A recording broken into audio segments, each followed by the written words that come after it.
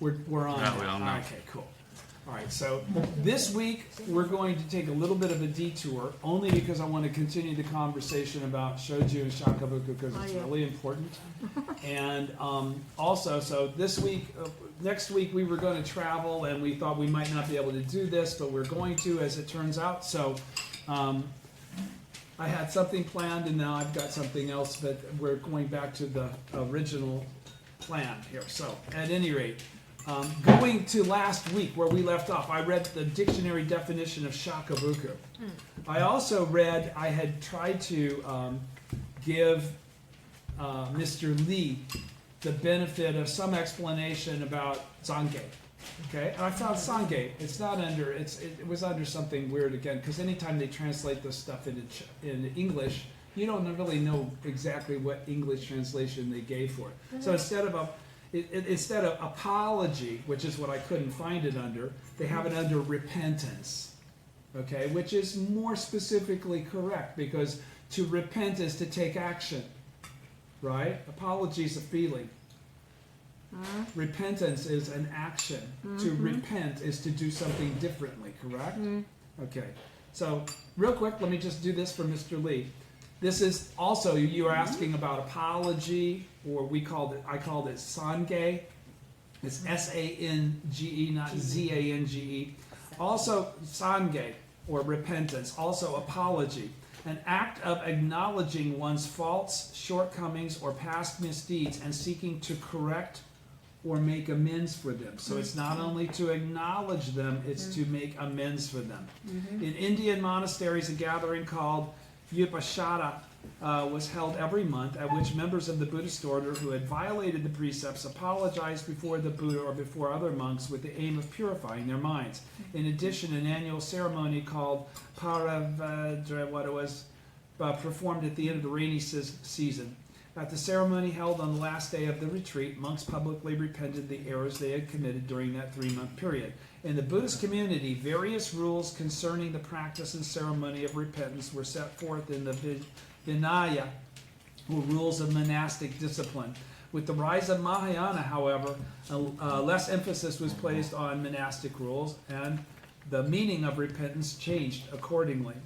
The Universal Worthy Sutra, regarded as an epilogue of the Lotus Sutra, that's actually part of what you have there in your Lotus Sutra you brought wherever it was. Yeah. Okay, regarded as epilogue, states, if one wishes to carry out repentance, sit upright and ponder the true aspect, which sounds to me like what you do in front of the Gohonzon Chani Daimoku, then the host of sins, like the frost of dew, can be wiped out by the sun of wisdom.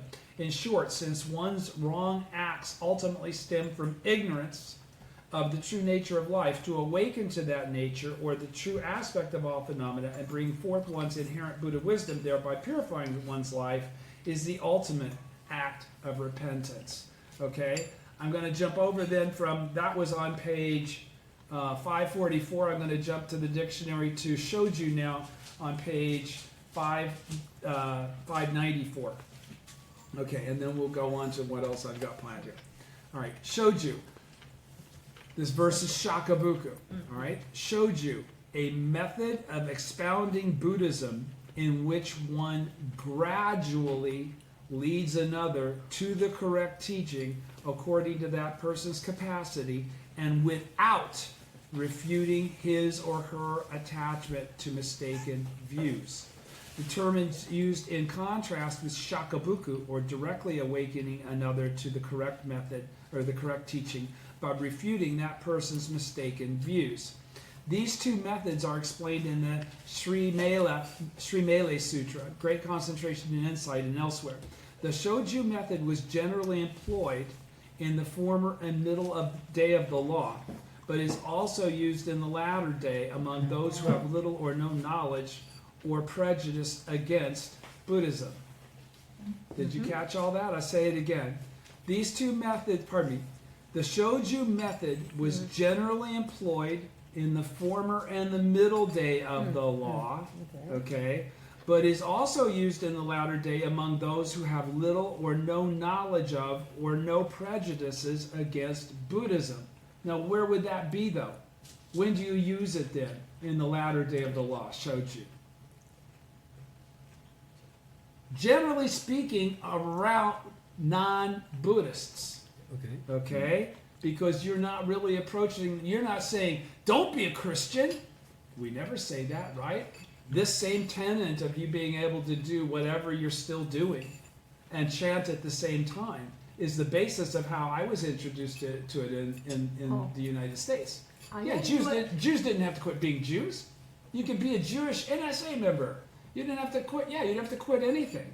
The whole idea was that the power of the Gohonzon was so strong, we were never encouraged to try to tell people don't do this or don't do that. Okay? We were encouraged to chant Daimoku and to let our faith develop naturally. If you look at BSG right now in India, their whole growth is based on that open-ended understanding of not having to technically or strictly or specifically give up their Hinduism. There is a lot of religious realities in life that are predicated around country of origin and race and that sort of thing. I mean, Jewish people, that's more than just a religion. You know, Hinduism, it's more than just a religion. It's a tradition within, hundreds and thousands of years of life in those regions, okay? Islam, why is Islam so indelibly pushed into the areas of the globe that it is? It's because of the historical context of it. It's not just a religion, it's a way of life. There are teachings that mandate what you can do and can't do every day. Okay? It isn't just about, I believe in this, so this is what's going to happen when I die. It has very little to do with what's going to happen when you die. It's talking all kinds of stuff. You got to do this every day, you got to do this every day, you got to do this every day. Are you with me? Yeah. Okay. So, what he's trying to say here, the Shoujo method was generally employed in the former day and the middle day of the law, but is also used in the latter day among those who have little or no knowledge of or no prejudice against Buddhism. What would the significance of that be? Why them? Why are they? Why is it that? Why is it saying that? But is also used in the latter day now among those who have little or no knowledge of or no prejudices against Buddhism. This is a trick question, but it's a pretty profound and important thing for you to understand in the concept of today, your life, Kosen Rufu, everything we're talking about here is grounded in reality, right? The globe is the globe. The religions around the globe are the religions around the globe. Until 150 years ago, how could I communicate with China? Courier. Yeah, Courier. No, it had to go on a letter and it had to go across the ocean on a steamship and all that shit. If I go back 100 years beyond that, could I even communicate with anybody? No. Okay? So, does the Middle East become filled with slanderers of the law? As they practice Islam? No! Sorry. Are the Christians all slanderers of the law? No! No. Disbelief, not believing that's not what we're talking about. If they haven't heard the name and the words of the truth, they're not on the hook yet. You have to understand, they are maintaining their status as Buddhists in theory. But but they don't have any prejudice against Buddhism means they cannot slander the law this way. Exactly. Which is why we don't do Shakubuku on them. We're not required to do Shakubuku on them. We can do Shoju. They don't have any existing karmic link to the karma that would associate them with provisional teachings of the former and the middle day of the law. They've never heard of Buddhism. And where I'm from, if you talked about Buddhism, nobody would know what you were talking about. Even today, I could go to where I'm from and pretty much go everywhere, and no one would understand shit about Buddhism in reality. They know something. It's like a Buddha. It's like Jesus, but it's a Buddha guy or something like that, right? They still would think of it as salvation. They would think of it as an end of life solution. Not knowing anything, they would assume they would transpose their concepts into assuming that they're a parallel of some sort, but an incorrect parallel of some sort to what we believe. Okay, so what this is again qualifying in the dictionary is in the latter day of the law, we primarily do Shakubuku. Why? Because the minute we mention the law specifically, it is now Shakubuku. It's not Shoju. Right. I didn't just gradually try to introduce them. I just blurted it out. Nam Myoho Renge-kyo. Can you say that? That's Shakubuku. No matter how friendly I say it, no matter how nice I say it, no matter what I do. Have you ever heard of? Yeah, have you ever heard of Nam Myoho Renge-kyo? Yep. With a smile on your face and not being objectionable and not taking issue with whatever they believe in? That's Shakubuku still. Yes. So what I'm saying is, but what's morphed, because in our practice as members of Soka Gakkai, I mean, why do we call this introduction of individuals into Buddhism Shakubuku? I Shakubuku this person. Oh, he's my Shakubuku. Why do we even use that kind of lexicon? Why didn't I say I sponsored him? They do now. They do try to. But in my day, I Shakubuku this person. This is my Shakubuku. That's how we spoke. Oh, Why? but Because because all we did was Shakubuku. Yes. We didn't call sweet and nice Shakubuku Shoju. We only knew Shakubuku. it's a strange word Okay. to say. I sponsored this person. Did they say that? Sponsored that person to receive Gohanzan. Yes. I sponsor. It's like a trade. No, it's like a lay organization, and you had to have a sponsor or you couldn't receive Gohanzan. Okay, you had to have somebody that was introducing you that was already wired up. It was very difficult for you to just walk in on your own and say, I want it, without waiting and expressing who you were and showing the real emphasis in your life of wanting to know about it. Yeah. Okay, for a long, long time in America, they made it so it was very difficult to receive a Gohanzan in America. But that was because it had been so easy, it had gotten out of control. It's Okay. like the Holy Grail. So does everybody understand this? Let me continue to read. I'll read it again. The Shoujo method was generally employed in the former day and the middle day of the law. Now, why is that? Why was the Shoju employed in the former and the middle day of the law? They say the Who was the correct teacher in the middle and the former and the middle day? Sakyamuni. Shakyamuni Buddha, right? Okay, so what did they study in the former and the middle day of the law? Shakyamuni Buddha's teachings, right? Right. So it came to be a reflective, accepted thing that as long as you were studying one of the teachings, whichever one flipped your switch and got you there, was a karmic thing, and there was no difference between doing one or the other as it related as a downside. Everybody thought they had the supreme, perfect, and correct understanding, but there was no slander involved in being a member of another school. Yeah. Humble. Yeah, that was the whole point. Okay? So that's why they didn't have this consternation. Now Nichiren comes in the 5th 500-year period, qualifies, first of all, out of all the teachings of Shakyamuni, the only one that says it's the greatest is just like Tentai said, just like Milo said, just like Dengyo said, it's the Lotus Sutra. So he starts out saying the Lotus Sutra is the supreme teaching, right? But it's now when? It's now a different time period, right? It's now the 5th 500-year period. We're now in Mappo. So is it okay to do those other provisional expedient means things? No. Why? Who says? The Lotus Sutra Shakyamuni Buddha himself. So that's the premise and the basis that he's able to say, no, and he's now correcting. He's now injecting. And what is he injecting? He's injecting the correct teaching for the 10,000-year period of Mappo and beyond, Nam Myoho Renge-kyo. There's almost nothing he can say that's not actually Shakubuku. No matter how nicely he says it, or strictly he says it. Okay? But we got introduced in the U.S. anyhow to the word Shoju once the Soka Gakkai backed off the prime function of Shakubuku. Because in Japan is a Shakubuku country. Everybody has a relationship with Buddhism. Everybody has an opinion about Buddhism. Everybody's already been fed a hierarchical understanding for whatever, their family, their friends, whatever, of the key aspects of Buddhism. It's different than in America, where when they said, have you ever heard of Nam-myoho Renge-kyo as Buddhism? Oh, cool! And it's like, oh, it's Lotus Sutra, okay, blow all that off. Oh, it's simple as Nam-myoho Renge-kyo, let's go. Yeah.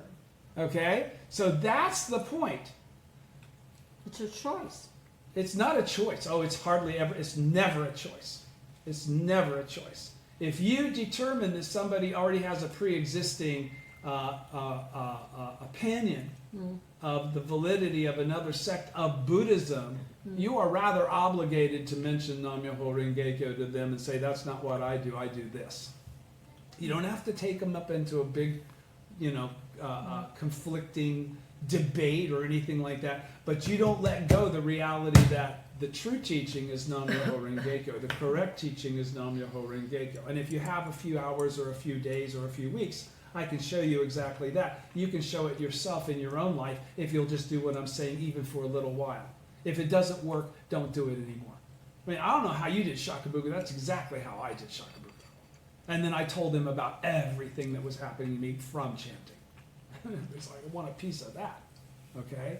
So, let me finish this again. Sorry. The Shoujo Method was generally employed in the former day and the middle day of the law, but is also used in the latter day among those who have little or no knowledge of or prejudices against Buddhism. They're not slandering Buddhism because it's not in their scope of life. They're protected karmically from that slander. When the country is full of evil people without wisdom, what would that be? Not chanting. All these other religious beliefs that don't know what they're talking about, okay? Then Shoju is the primary method to be applied as described in the Peaceful Practices chapter of the Lotus Sutra. Now, what's the Peaceful Practices chapter follow? Encouraging devotion. And what do we talk about encouraging devotion? That's the 20-line verse thing, where no matter how much they beat the shit out of us, we'll be like never disparaging. Well, right? We won't. Right? Yep. Okay. Yes. Okay. But then it's followed by peaceful practices, which is like spooky calm. Everybody, you don't slander anybody. You don't do anything to upset the apple cart. Yada yada. Okay, you're with me. All right. So it says, but at a time when there are many people of perverse views. So in other words, it's supposed to be that very cool, no, it's all chilled out, I would never do anything to upset you, it's all okay for peaceful practices, which is in the first 14 chapters. It's in the provisional teaching, the theoretical teaching. Then the actual teaching is when Nichiren brings out Nam-myoho Renge-kyo and emerging from the earth and beyond. So he says, then Shakubuku should come first for those people that have prejudice or that have an understanding or whatever, right? But at a time when there are many people of perverse views who slander the law, in other words, they say, oh no, it's not Nam-myoho Renge-kyo, or oh, Shakyamuni didn't leave this or say that. That kind of situation. Like here, like the country, by the way, everybody, we live in a Shakubuku country. So when I talk about Shakubuku, I'm in a place where everybody's already a Buddhist pretty much. Yeah. Christianity is not the majority religion where we are talking right now. Okay, Buddhism is actually. Okay, so Vietnam, China, not India. India is down to 1%. Korea, Japan, obviously. Our country here.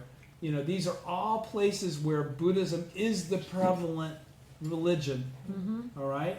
The U.S., the U.K., Europe. But they think about it as in the provisional well, that's the whole teaching. thing. They are believing in the I provisional understand. teaching. What I'm trying to explain is that there's been a further crossover because of the timeline, the time period. Like I said, how could you even talk to somebody 150 years ago? How could you talk to them 200 years ago, 250 years ago? You couldn't have, okay? So the point is that now we've got not just a mix by virtue of country. It's really the mix is based on the individual's background. We may have people that were born in China living in the UK now, okay, that have a different understanding than the people in China and the different understanding than people in the UK. Right. All right? So now we've got to accommodate their understanding. If it's perverse, if they think they know something about Buddhism or they have a connection to Buddhism that is outside of the Buddhism sewing, then we're supposed to tell them about the former, middle, and latter day of the law that is now the latter day of the law, and tell them about the Lotus Sutra, and tell them about Nam-myoho Renge Kyo. Do you understand? Do you? Because I'm not sure. But at a time when there are many people of perverse views who slander the law, then Shakubuku should come first, as described in the never disparaging chapter of the Lotus Sutra. Here, evil people without wisdom means people who are ignorant of the Buddhist teachings. Evil implies the unhappiness of not acquiring good, the roots of goodness, which you don't have unless Nam-myoho Renge Kyo has been bestowed upon your life. Okay, so if I go back now to where I said I was going with this, which is the opening of the eyes. I would have liked to have gone ahead and gone back to page 278, but because I knew I would run out of time by what I just did, I won't go back to page 278. But I would suggest anybody that has a chance to read on their own, go back to page 278. I'm going to go back to the notes or the background information as though I was going back to page 278 because it'll summarize all those pages I'm going to skip in a paragraph. Okay, the part that I want you to know about. Go read what the Gosho says. On page 290, in the summary section, the description section of the Gosho, it says, Nichiren Daishonin explains that each sutra has its own claim to excellence. He also gives examples of statements in which various sutras assert their own superiority to other teachings. But the Lotus Sutra alone declares that it is supreme among all sutras. And the Daishonin reconfirms its supremacy. The Lotus Sutra, by going into the details of all of the gobbledygook that makes it so, that all of the checks and balances that would qualify it as a supreme teaching, Nichiren's on top of that. He refutes and disputes everybody's perspective, and that's what you'll read if you go back to 278 forward, okay, to where we'll start reading is 283. He says, But the Lotus Sutra alone declares that it is supreme among all sutras, and the Daishonin reconfirms its supremacy. The Lotus Sutra speaks of the three powerful enemies of the sutra and prophesies opposition and hostility toward the sutra and its votary. All this the Daishonin had himself encountered. All this is predicted in the sutra, in the Lotus Sutra. As the votary of the Lotus Sutra, he vows to stake his life on the cause of saving all people, saying, Let the gods forsake me, let all persecutions assail me, still I will give my life for the sake of the law. I will be the pillar of Japan, I will be the eyes of Japan, I will be the great ship of Japan. This is my vow, and I will never forsake it. Then he assures his disciples that they will definitely attain Buddhahood as long as they do not permit themselves to be overcome by doubts, even when difficulties befall them. Okay, and difficulties are befalling him right now as he's writing this. Right? Who is he writing this email? This Gosho to. This Gosho to. Who's the opening of the eyes written to? Shoujo Kingo. Okay, not a priest. Okay, not a priest. He's a common believer. And he's making this declaration about being the eyes and the ship of the Japan, okay, as an example for the common believer to perceive and to emulate. Do you understand when he says, let the gods forsake me, let all persecutions assail me, still I will give my life for the sake of the law? Is he talking about that's the way he should be and that's it? No, he's leaving that for all of us to perceive and understand the truth of our own life and the correct, I know you know this, the correct perspective of how we should, when we say, do not begrudge your life. That's what he's talking about. He's saying everybody, all of my disciples should feel this way about their life toward the Lotus Sutra, toward the law of Nam-myoho Renge Kyo, toward the goal of Kosen Rufu. Okay? And he says, I will be the pillar of Japan. I will be the eyes of Japan. I will be the great ship of Japan. This is my vow, and I will never forsake it. What's he saying there? Is he again only speaking of himself? Yeah, he's only speaking of himself as far as the vow that he's taking there in front of you. But what is he also doing by taking that vow in front of you? Is he showing off? No. Is he saying, I'm the badass of badasses? Now, what is he really saying?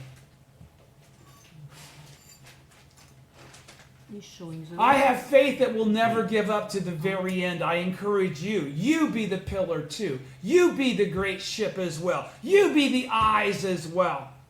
All of you disciples of mine, there's no difference between us. We all have the same mission. It's called Kosen Rufu, widespread propagation. Do you understand? Yeah. Okay, so that's why he went through all this shit. Not because he was cool or that he, necessarily needed to. It was to encourage us for all the wins and obstacles we would have to buffet in the process of establishing this teaching as his direct disciples, as we have vowed to do in our lifetime and in subsequent lifetimes. Okay? So, then getting into the last part about Shoju on page 290. In the final section of this treatise, and again, this is a treatise, this isn't just a gosha, you do understand that, right? So he's laying down the law, so to speak. He's laying down things for posterity to view as his teaching, these kinds of writings, right? This is a treatise, not a gosha.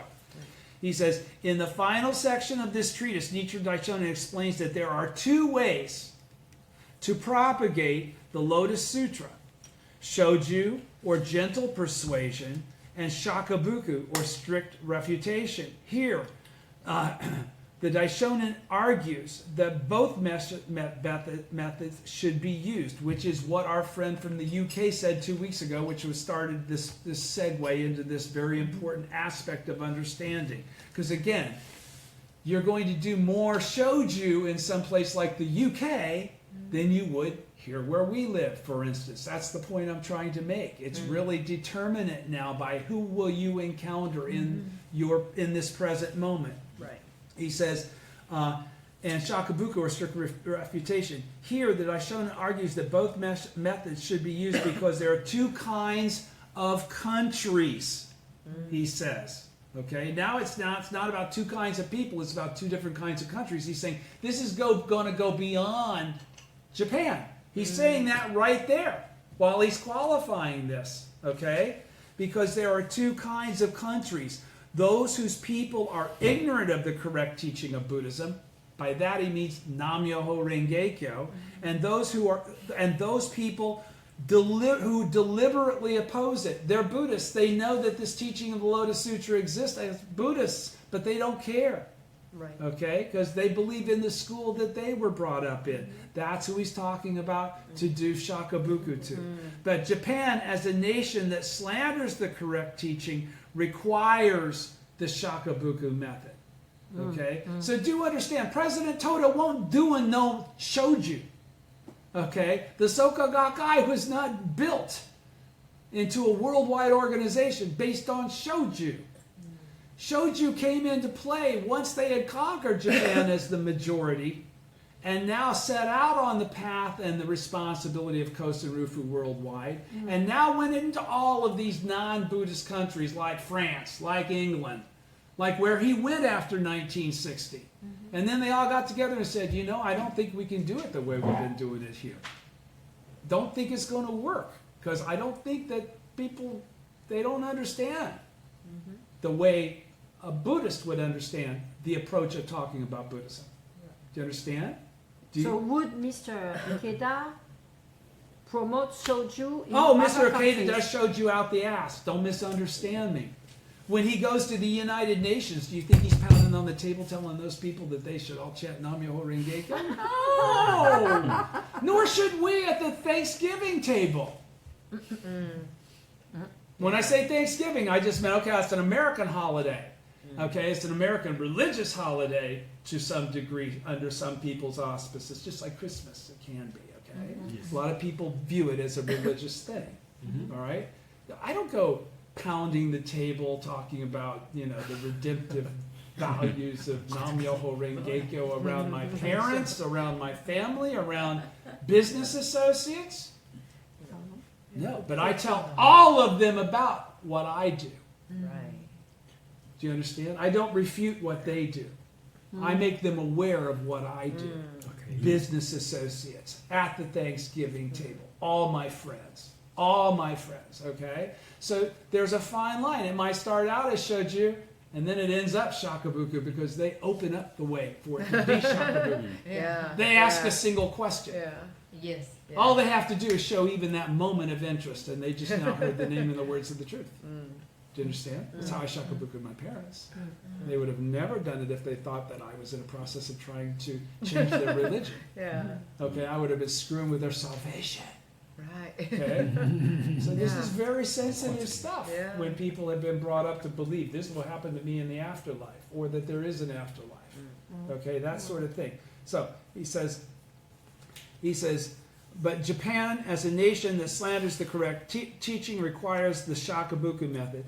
Then he concludes that to remove suffering and to give joy to other people is the Buddha's teaching. The Daishonin has devoted himself to refuting and rooting out the cause of human misery. So you have to have the wisdom to understand it. It's slander of the law. It's not screwing around on your wife, or not doing your homework, or being late to work, or the other bullshit that people judge one another by.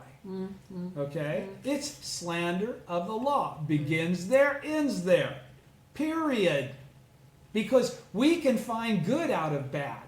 Do you understand? That's what we're going to talk about in chapter 12. The beautiful thing of poison into medicine. That this Buddhism of sowing is the only thing that has. The one that has the simultaneity of cause and effect. All right? That doesn't require that you change anything about what you already believe. It's that powerful. All you have to do is utilize it. Nobody told me I had to believe it. I just had to say it. But in saying it without knowing anything about it, I was already showing belief in a relationship. Do you understand?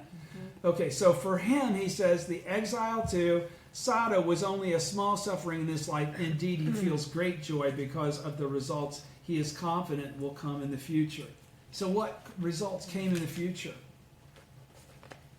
You know, Nichiren Daishonin talks about how he's on Sado Island writing this to his disciples and shit, and, you know, he's knee-deep in snow and everything. Is he just BSing and putting on a happy face?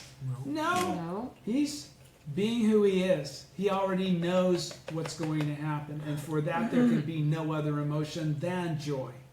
Okay? So that's why he starts out saying this on page 282. Kind of go into those last two things I read about the Gosho itself. He says on 282, second column at the bottom, this is the power of karmic rewards extends to all of the 10 worlds, even to the realm of Buddhahood. Even though one might go around killing people, and I know I'm going to get all kinds of looks from you on this one, so just get prepared.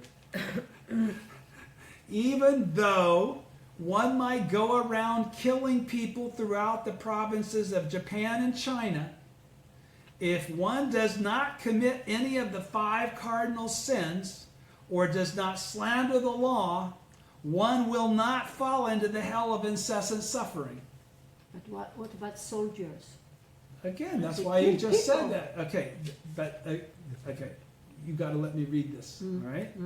The power of karmic rewards extends to all of the 10 worlds, even to the realm of Buddhahood. Even though one might go around killing people throughout the provinces of Japan and China, if one does not commit any of the 5 cardinal sins or does not slander the law, one will not fall into the hell of incessant suffering, because killing another person isn't what makes you drop into the hell of incessant suffering, dear. That's what Christianity says. That's not what Buddhism says. Oh. Okay? Do you understand? If you kill someone in Christianity, you go to hell. Do not pass go, do not collect $200. But when if you kill somebody in Buddhism, do you go to the hell of incessant suffering? That's because that's the equivalent of hell. The hell of incessant suffering. He says, let me finish what he says. Okay? He says, yet, he says, one will not fall into the hell of incessant suffering. Yet one must go through other evil paths for a period of numerous years. There's karmic retribution for it that lasts an indefinite period of time. But killing somebody doesn't send you to hell forever.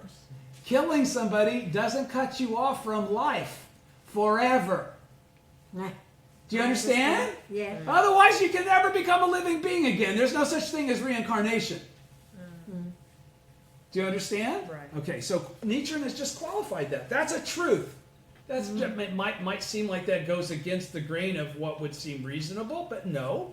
Because why did and who taught this?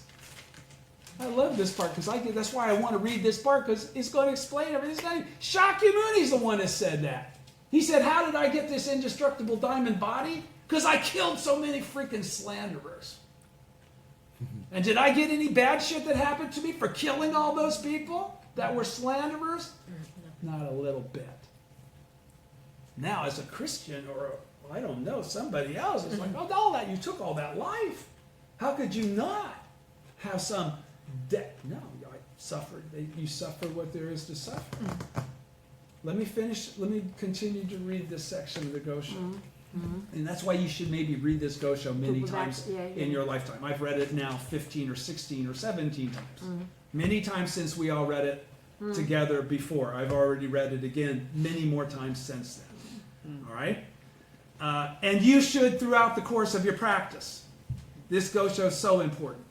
All right, so he continues. Where am I? Oh, okay. You were here. All right, there, thank you. One must go through, yet one must go through other evil paths for a period of numerous years. Even if one observes 10,000 precepts and performs 10,000 good deeds, if one does so with a mind only half intent, you're not absolutely seeking Buddhahood as the basis of why you're trying to achieve this, one cannot be reborn in any heaven of the world of form. To be born a king in the Brahma heaven of that world, one must add the spirit of compassion to one's karma that is laden with outflows and draws one into the world of humanity. Okay? Does everybody know the story about the Brahma woman that would have been covered here in this back page? She's swept away by the river. She's poor, she's hungry, she can't find a place to stay. She's got a little baby. She goes to try and find a place to stay. They kick her out. She's trying to, again, find safety for her kid and her. And there she comes, she has to get across a river to get the next place. She tries to go across and she's carried away and drowns. But she never lets go of the baby. Okay. So that's the story. It says the poor woman in the sutra passage was reborn in the Brahma heaven because of her concern for her child. Her case is different from the nature of causality that is commonly known. Chang'an offers two interpretations of it, but in the end it is nothing other than the loving kindness with which the woman cares for her child that makes the difference. Her concern, because what happened to the woman when she drowned with the kid?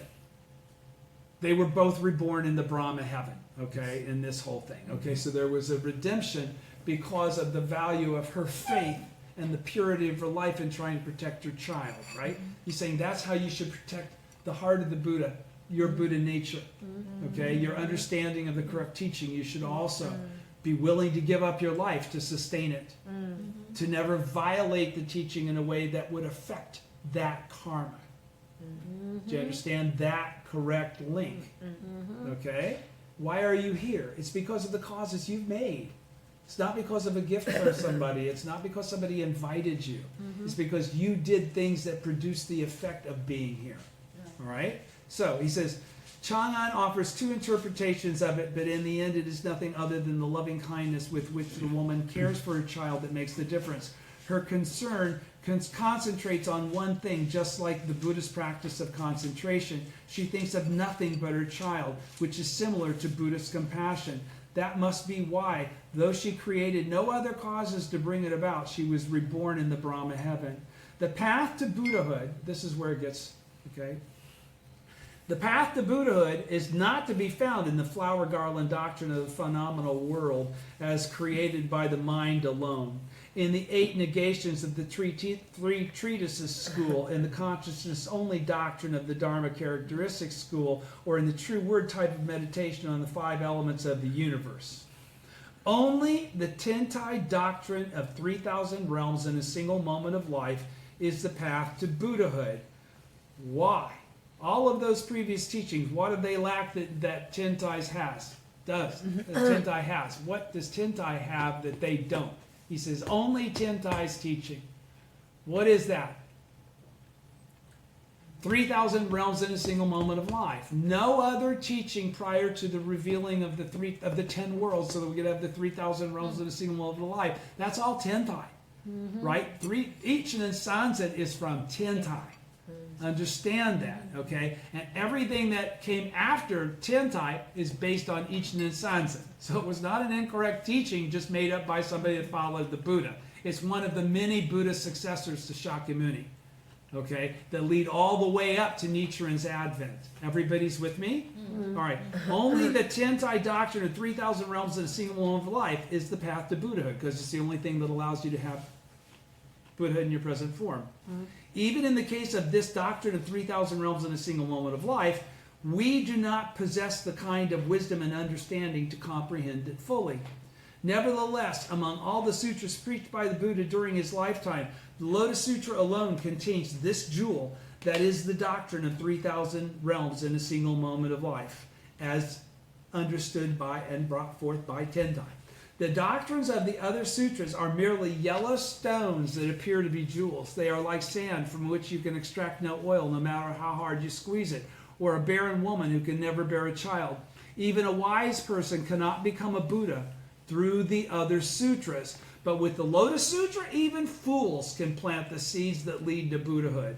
As the sutra passage I have quoted earlier puts it, although they do not seek emancipation, emancipation will come of itself. All right, which is what happens with you. Wisdom and emancipation. Well, again, through your compassion to express Buddha wisdom, you reach emancipation. Your practice precedes your Buddhahood, right? And then he goes into the very famous portion of this Gosho where he says, although I and my disciples may encounter various difficulties, if we do not harbor doubts in our hearts, we will, as a matter of course, attain Buddhahood. Now, what did that just say? Although I and my disciples may encounter various difficulties. What's it saying? No matter what shit happens, and all kind of shit will happen, okay? If we do not harbor doubts in our hearts about our faith and practice because we're experiencing all this shit happening, okay, we will, as a matter of course, before we die or sometime in the future, attain Buddhahood in our present form. Do you understand? That's what that just said. Then he goes on to say, do not have doubts simply because heaven does not lend you protection, because you have all these problems and difficulties. Do not be discouraged because you do not enjoy an easy and secure existence in this life. This is what I have taught my disciples morning and evening, and yet they begin to harbor doubts and abandon their faith when they feel threatened, when they feel like the benefit isn't there. That's this whole teaching, is to show you how to make it to the last moment of your life so that you can pass on the heritage of the ultimate law. You can receive the heritage of the ultimate law of life and death and take it forward with you into your next life. Are you with me? Yeah. Okay, and why do you do that? Because you're bodhisattvas of the earth, right? That's what enables you to have that connection automatically, right? You encountered Nam-myoho Renge-kyo and embraced it. You didn't reject it. Okay, that's why you're in the situation you're in. So that he goes on to say, foolish men, so people that understand the truth, but then give it up in the face of adversity because they say they believed what they obviously don't believe, because in the face of adversity they abandon it. Do you understand?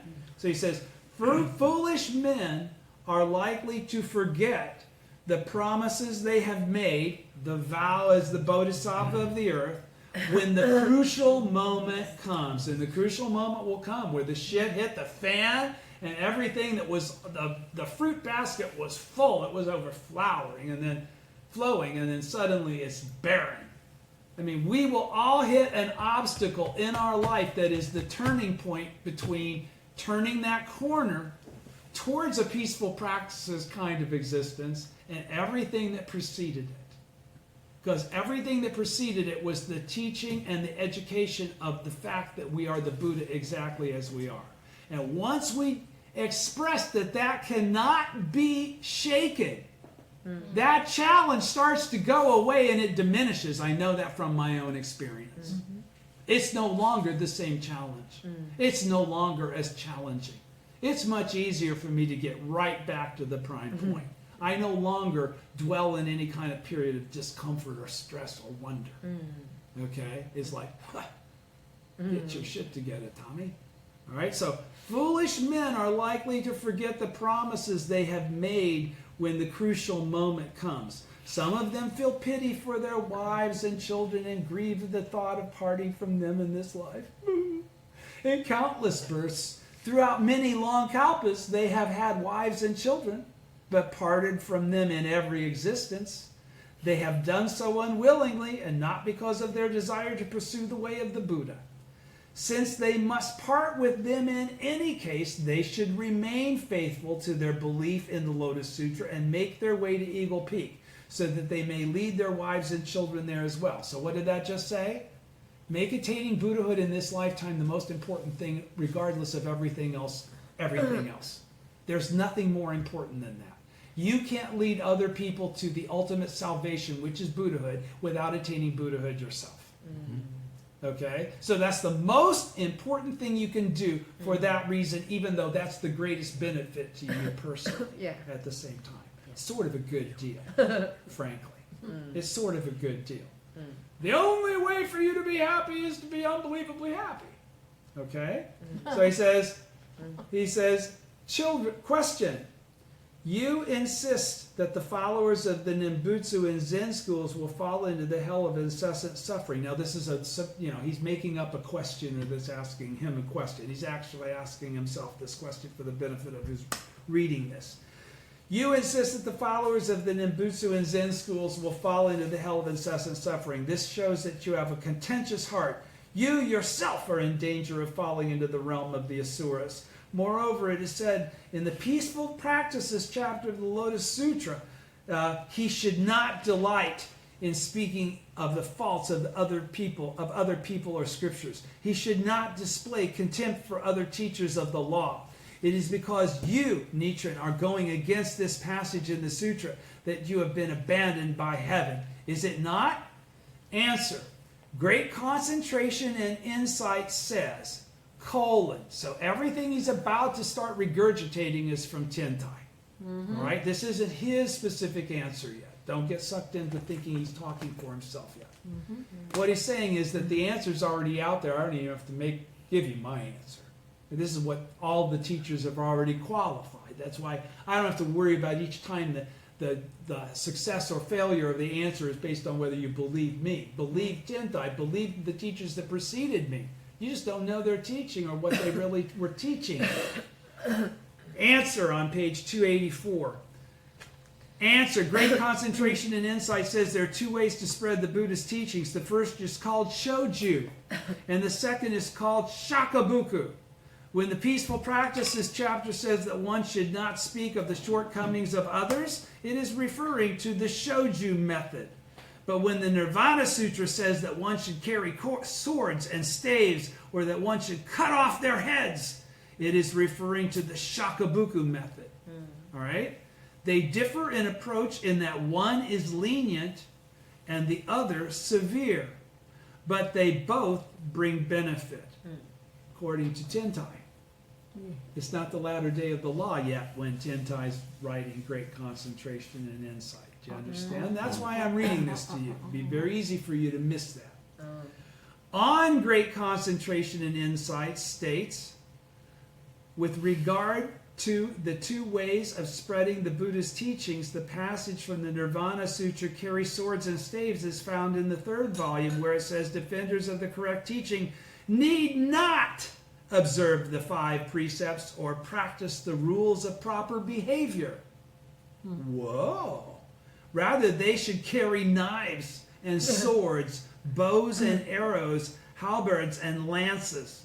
And later on, the sutra tells of King Senyo, who put to death those who slandered the correct teaching.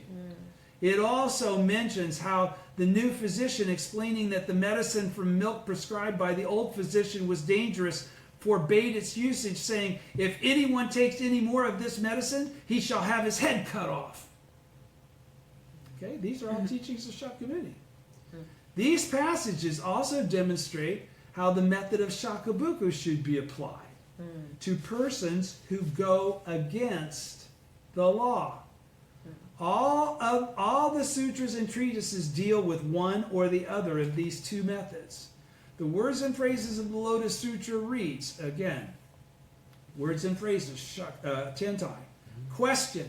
The Nirvana Sutra clearly states that one should associate closely with the ruler, bearing bows and arrows and helping overthrow evil persons. Yet the Peaceful Practices chapter of the Lotus Sutra says that one should stay away from persons in power and should behave with humility and loving kindness. There seems to be a major contradiction between the sternness of one approach and the gentleness of the other. Why should they differ so? Okay? See, the Nirvana Sutra says this, but the Peaceful Practices says that. The Lotus Sutra says that. Answer. This is Nichiren's answer within this answer, this question from words and phrases. This is the answer in words and phrases. The Nirvana Sutra speaks mostly about the Shakubuku approach. It's also part of the perfect teaching, right? But it also mentions dwelling in the state where one looks on all living beings as one's own children. Could it say so if it did not have the Shoju approach? The Lotus Sutra is mainly concerned with the Shoju approach, as in the Peaceful Practices chapter, but in the Dharani chapter there is also the curse on those who trouble the preachers of the law. May they vex in trouble, have their heads split in 7 pieces and all that stuff, right? He says, that says that they will have their heads split into 7 pieces. Could it say so if they did not have the Shakubuku, if it did not have the Shakubuku approach? Both sutras employ one or the other of the 2 methods depending on the context. The method chosen should be that which accords with the time. Okay, now that's by Chang'an. Pardon me. That the method chosen should be that which accords with the time. Okay, that's what the answer from Tentai was. Okay, so he says annotations on the Nirvana Sutra states, and this is a Chang'an writing, when monks or laymen are defending the law, the most important thing for them is to adopt the proper basic mental attitude. They should disregard external details, stick to the principles, and in this way spread the teachings of the Nirvana Sutra. Therefore, it says that defenders of the correct teaching need not abide by petty regulations. And that is why it says they need not practice the rules of proper behavior. This is in the Nirvana Sutra, right, which is the last sutra. In past times, the age was peaceful, and the land spread throughout and the law spread throughout the country. At that time, it was proper to observe the precepts and not to carry staves. But now the age is perilous, and the law is overshadowed. Therefore, it is proper to carry staves and to disregard the precepts. The precepts saying, don't carry staves. Do you understand? Do you understand? The precepts say don't carry weapons. Yeah. Okay? And he's saying now, though, in the Nirvana Sutra, you can blow that off and you can carry weapons, right? And in doing so, you're blowing off observing the precepts, aren't you? Yeah. Okay. If both past and present were perilous times, then it would be proper to carry staves in both periods. And if both past and present were peaceful times, then it would be proper to observe the precepts in both of them. You know, you do understand that in carrying staves, you are no longer observing the precepts. That's the point he's making here. All right? All right. You should let your choices be fitting and never adhere solely to one or the other. End of quotation mark. So that's all of this from On Great Concentration and Insight, right? He says, I suppose, so now Nichiren speaking again, after having quoted Tentai, who so clearly stated this in what I just read to you, right? From Great Concentration, Chang'an commented on it, everybody's comment. It clearly should be known as fact of the doctrine of Shakyamuni. He says, I suppose, he's being sarcastic here, I suppose the learned priests of the time think it is only natural that one should have doubts about this. Therefore, no matter how I explain and try to persuade my own disciples, they still cannot seem to overcome their doubts, but behave like Ichikantika or persons of incorrigible disbelief. Therefore, I have quoted these passages of explanation from Tentai, Myolo, and others in order to silence their ungrounded criticisms. What are their ungrounded criticisms of? Shakubuku. Shakubuku is what's being criticized because it's going against the manner in which Buddhism has been conveyed to others in the time that this is occurring in the 13th century Japan. Everything has been based on the fact that all the schools are equal. Choose whichever one you want. One size fits all. Nichiren has said, no, it's now the latter day of the law. It's only the Lotus Sutra. It's only the essential teaching of the Lotus Sutra. The essential teaching of the Lotus Sutra is hidden in the depths of the Lotus Sutra. It's not hidden on the surface. I have now brought it forth in the 5th 500-year period in complete accordance with the teaching of the Lotus and Nirvana Sutras. I'm now qualifying all of this to you on that basis. But on the basis of the Buddhism of sowing, because now it's the latter day of the law. It's a different time. Okay? And he's written the whole Gosho, the selection of time. That's another treatise. You know, all of this, he's written several. He's going to also write the observation for the object of devotion for observing the mind in the last 500-year period. Right? All of that comes around this bunch of stuff that he's qualifying to read. He says, to silence their ungrounded criticisms, trying to tell me that I shouldn't be be making these points so forcefully with others about chant Nam-myoho Renge-kyo, abandon the expedient means, right? He says, these two methods of Shoju and Shakubuku are like water and fire. Listen to this. This is good. Fire hates water. Water detests fire. The practitioner of Shoju, laughs with scorn at Shakubuku. Because oh God, are you screwing up? All right? The practitioner of Shakubuku laments at the thought of Shoju. No mercy, why would I waste my time? It takes too long. Let me get to the point.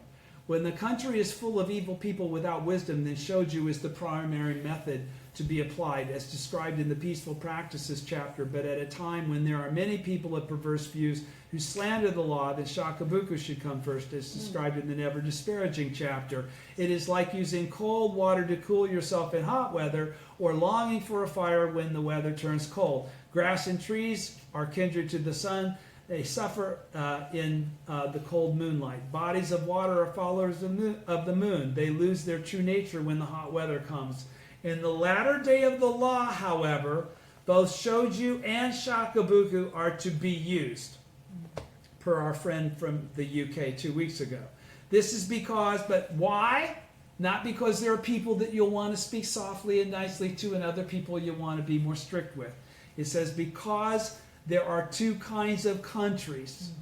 The country that is passively evil and the kind that actively seeks to destroy the law. We must consider carefully to which category Japan at present time belongs. Question, if one applies the Shakubuku method at a time when the Shoju method would be appropriate, or Shoju at a time when Shakubuku would be appropriate, is there any merit to be gained?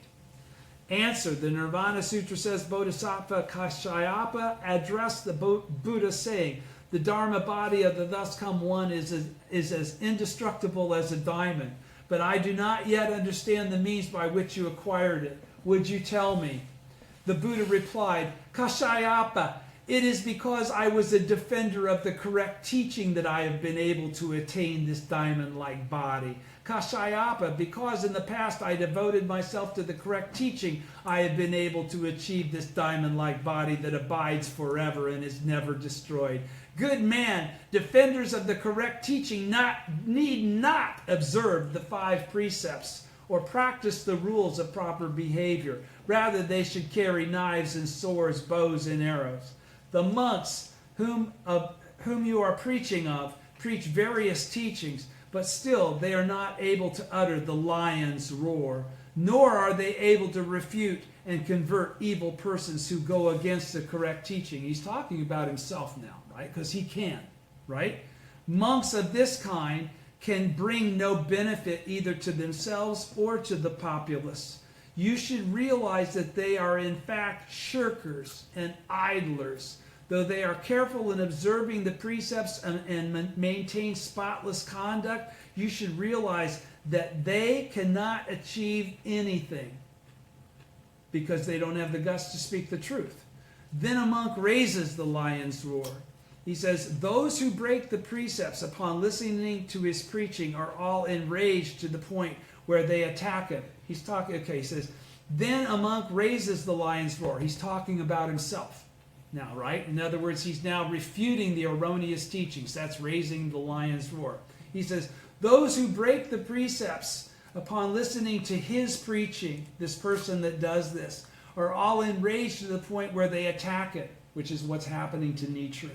This preacher of the law, he's referring to himself, though he may in the end lose his life, is still worthy of being called a person who observes the precepts and brings benefit to both himself and others. In other words, he's qualifying. My persecution is not proof that I've been doing the wrong thing. Mm-hmm. It's the proof that I've been doing the right thing. He says, in the passage from On the Nirvana Sutra, which is again Chang'an, quoted earlier, Chang'an says, you should let your choices be fitting and never adhere slowly to one or the other. And Tentai, as we have seen, declared that the method chosen should be that which accords with the time. If it is not, it will be like someone who plants seeds at the end of autumn. Though you may carefully tend the field, you are not likely to harvest any great rice or grain. During the Kinnin era, 2 men came to prominence, Honen and Dainichi, who spread the teachings of the Nembutsu and Zen schools, respectively. Honen denied the worth of the Lotus Sutra.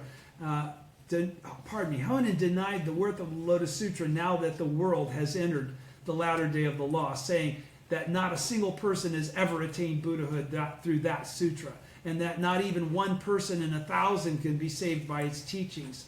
Dainichi, for his part, claimed that the true teachings of Buddhism had been transmitted apart from the sutras. These 2 doctrines have now spread throughout the entire country, Nembutsu, Amida, and Zen, because the warriors are all Zen, right? The learned priests of the Tendai and True Word schools fawn on the lay supporters of the Nembutsu and Zen schools the way a dog wags its tail before its master, or fear them the way a mouse fears a cat. So what did you just say? So he says, so the Nembutsu and Zen are doing their own thing. And then he says, now on top of that, Mount Hei, the True Word, okay, and Tendai, the Tendai and True Word schools are also kissing their butts, not taking issue with what they're saying. All right? He says, the learned priests of the Tendai and True Word school fawn on the lay supporters of the Nembutsu and Zen schools. Once again, they're not being strict in following the Buddha's teaching. They're actually violating it. These men enter the service of the military or of the ruler and the military leader, where they preach in such a way as to bring about the destruction of the Buddhist law and the ruin of the country, because they're teaching the provisional teachings. They're setting us up to fail, to lose. They're going against the teaching of the Lotus Sutra. Do you understand? These Tendai and True Word leaders, which are no longer correct leaders in their present existence, will fall into the realm of hungry spirits, and after death will find themselves in the Avicii hell. Even if they retire to the mountain forest and engage intensely in the meditation on the 3,000 realms in a single moment of life, or they retire to a quiet spot and concentrate on the three mysteries of body, mouth, and mind, if they do not understand the time or the people's capacity and perceive which of the two methods, Shoju or Shakubuku, is appropriate, then they can never free themselves from the sufferings of birth and death. So you said, so it's a choice? No, it's not a choice. It's what does the circumstance necessitate, and do you have the wisdom to understand and perceive that truth? Do you understand what that truth to be, and do you have the courage to be that truth? Okay? So, you never let slander or misunderstanding go by without reproaching it or trying to clarify it. Period. Even if you say, well, I might be wrong, but the way I understand it is, okay, you never let it be spoken and say nothing, even if you know you're the only one in the room that's going to say what you think. Okay? You're just fearless. Because all the people that will hear you may hear that from that perspective for the first time. And it's independently up to them as to whether or not that match lights a fuse. Okay? Because it's their karma that determines whether they attain Buddhahood and when. Nothing to do with you. Okay? That's true. Their association with you is a reflection of their relationship with the law. Period. All right? So he says, question. I got to get this in, and I know I'm late. I'm sorry, guys, but I'm almost done. Yeah. Oh, I am done. All right, good. Question, because this is important to understand. Why are they asking him this question about Shakubuku? Why has he asked himself this question about Shakubuku?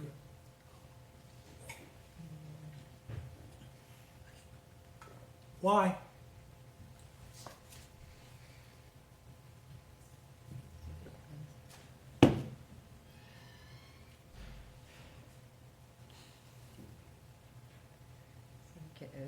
He's asking himself. Yeah, I mean, he put the question, he inserted the question in his own treatise as a question and answer. But he thinks that will be a question for the followers.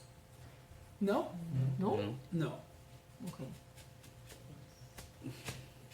Because this whole issue is Shakubuku. I already explained to you. Shakubuku, Did yeah, anybody do Shakubuku before Nichiren? No. No, there was nothing to do Shakubuku over. This is the point. Okay, there was nothing to do Shakubuku over until there was a transition from the Buddhism of harvest to the Buddhism of sowing, and from the Buddhism of true cause and the Buddhism of true effect, which is what, or pardon me, the true effect to the Buddhism of true cause, which is what we'll be reading about next week in chapter 12. All right, which is why I'm reading all this. All right, he says, when you berate the Zen followers of the Nimbutsu, when you berate the followers of the Nimbutsu and Zen schools and arouse their enmity. So what did he just say? When you have to face. No, what did he just say? He said, when you berate the followers of the Nimbutsu and Zen. Berate, right? Yeah.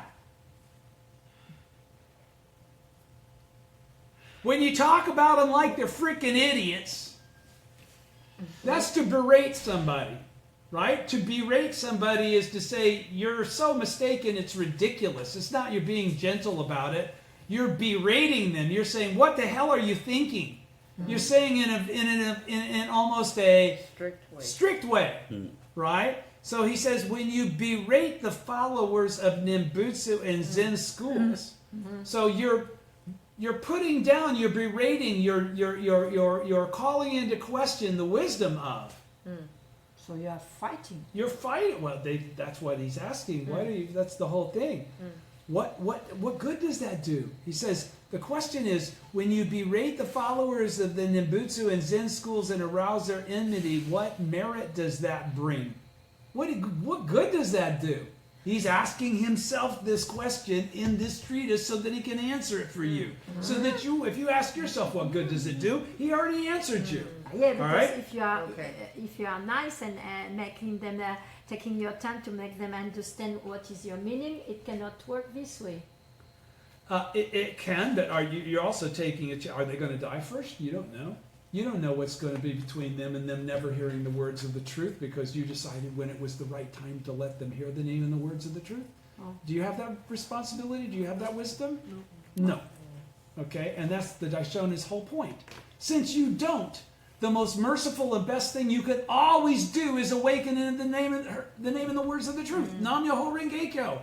That's why it's always Shakubuku. That's what I'm reading all of this for that, to make that clear and understandable. Why is it like that? It's always Shakubuku. Why? Because we always want them as our foremost thing to hear the name and the words of the truth, because now we've just activated their Buddhahood. It's not up to us anymore. They can go be with anybody else, do anything. They're going to keep finding, they're going to keep running into, they're going to keep encountering the truth. Okay? So, answer. They're not. Nirvana Sutra says, even if a good monk, I got to read this because it's too cool.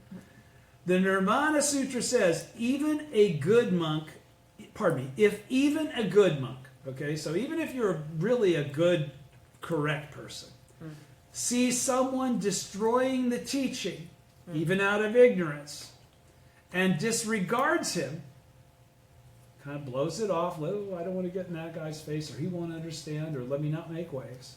Failing to reproach him means not stopping and saying, excuse me, right?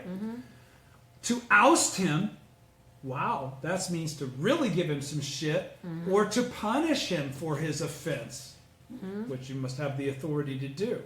If he doesn't do any of those things, then you should realize that that monk is betraying the Buddha's teaching. Okay? So if he doesn't give him any shit, if he's nice, if he's sweet, if he's understanding, if he's gentle, then he's betraying the Buddha's teaching. But if he ousts the destroyer of the law, reproaches him, does reproach him, or punishes him, then he is my disciple and a true voice hearer. Okay? Chang'an comments on this as follows. One who destroys or brings confusion to the Buddha's teachings is betraying them, even if out of ignorance or out of a lack of correct understanding. If one befriends another person, but lacks the mercy to correct him, one is in fact his enemy. But one who reprimands and corrects an offender is a voice hearer who defends the Buddha's teachings, a true disciple of the Buddha, and a true friend of that individual. One who rids the offender of evil is acting as his parent. Those who reproach offenders are disciples of the Buddha. But those who do not oust offenders are betraying the Buddha's teachings. Okay, now Chang'an's like this. So Nichiren goes around reproaching everybody that he sees misrepresenting the correct teaching. Okay, that's called Shakubuku. That's what he's doing to all the Nimbutsu and all the Zen people, right? Okay, so he says, if we examine the Treasure Tower chapter of Lotus Sutra, we find Shakyamuni Buddha, many treasures Buddha, and the Buddhas of the 10 directions, who are emanations of Shakyamuni Buddha, gathering together. And why? As the sutra itself says, each has come to this place on purpose to make certain the law will long endure. Shakyamuni, many treasures, and the other Buddhists intend to ensure the future propagation of the Lotus Sutra so that it can be made available to all the children of the Buddha in times to come. We may surmise from this that their concern and compassion are even greater than those of a father and mother who see their only child afflicted with great suffering. Honen, however, shows not the least concern about their compassion, but would tightly shut the gates to the Lotus Sutra in the latter day of the law, so that no person would have access to it. Like a person who tricks a demented child into throwing away a treasure, he tries to induce people to discard the Lotus Sutra, which we all know he did, right? Saying it was over their head. It was too difficult for them to understand, so blow it off. A shameless thing to do Amida instead. A shameless thing to do indeed. If someone, here's my favorite part, Nichiren saying, if someone is about to kill your father and mother, shouldn't you try to warn them? Yes. If a bad son who is insane with drink is threatening to kill his mother and father, shouldn't you try to stop him? If some evil person is about to set fire to the temples and pagodas, shouldn't you try to stop them? Yes. If your only child is gravely ill, shouldn't you try to cure him or her with moxibustion treatment? To fail to do so is to act like those people who see but do not try to put a stop to the Zen and Nimbutsu followers in Japan. As Chang'an says, if one befriends another person but lacks the mercy to correct him, one is in fact his enemy. I, Nichiren, am sovereign, teacher, and father and mother to all the people of Japan. But the men of the Tendai school who do not refute misleading teachings are all great enemies of the people, because they don't refute the Nimbutsu and the Nimbutsu and true whatever. No, Nimbutsu and we were just talking about it. Zen, pardon me. He says, I, Nichiren, am the sovereign teacher and father and mother to all the people of Japan, but the men of the Tendai school who do not refute misleading teachings are all enemies of the people. As Chang has noted, one who rids the offender of evil is acting as his parent. One who has not conceived a desire for the way can never free oneself from the sufferings of birth and death. Shakyamuni Buddha, the Lord of Teachings, was cursed by all the followers of non-Buddhist teachings and labeled as a man of great evil. The great teacher Tentai was regarded with intense enmity by the 3 schools of the south and the 7 schools of the north. And Tokuitsu of Japan criticized him for using his 3-inch tongue to try to destroy the 5-foot body of the Buddha. The great teacher Dingyo was disparaged by the priest of Nara, who said Saicho has never even seen the capital of Tang China. But all of these abuses were incurred because of the Lotus Sutra, and they were therefore no shame to the men who suffered them. To be praised by fools, that is the greatest shame. Now that I, Nichiren, have incurred the wrath of the authorities, the priests of the Tendai and True Word schools are no doubt delighted. They are strange and shameless men. Shakyamuni Buddha appeared in the Sahe world. Kumarajiva journeyed to the Qing dynasty in China, and Dengyo likewise went to China, all for the sake of the Lotus Sutra. Aradeva and Arashima sacrificed their bodies. Bodhisattva Medicine King burned his arms as an offering, and Prince Jogu stripped off the skin on his hand and copied the Lotus Sutra on it. Shakyamuni, when he was a bodhisattva, sold his flesh to make offerings, and another time when he was a bodhisattva named the ascetic aspiration for the law, he used one of his bones as a pen to write down the Buddha's teaching.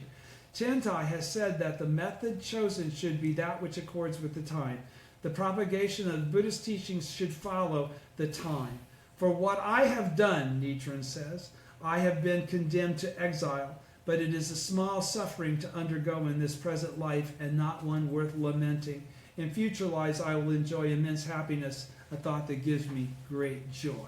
Shakubuku. Okay, and so then next week I'll go into the last 2 pages from page 12, from chapter 12, 11, and then read all of chapter 12. Thank you. Thank you.